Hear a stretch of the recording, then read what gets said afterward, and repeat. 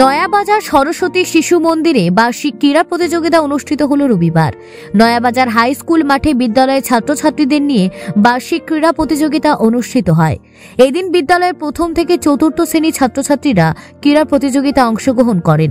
এ বিষয়ে বিদ্যালয়ের প্রধান আচার্য শিবনারায়ণ চক্রবর্তী জানান, আমাদের নয়াবাজার সরস্বতী শিশু মন্দির বিদ্যাভারতী পরিচালিত এই নয়াবাজার সরস্বতী শিশু মন্দিরের পক্ষ থেকে ছোট ছোট ভাই বোনদের বাৎসরিক ক্রীড়া প্রতিযোগিতা প্রতি বছরের এই অনুষ্ঠানটি করা হয়।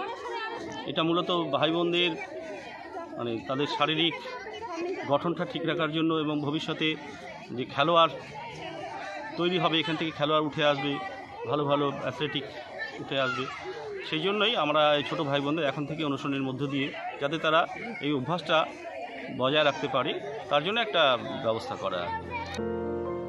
গঙ্গারামপুর থেকে বিশেষ প্রতিবেদন, নিউজ টুডে।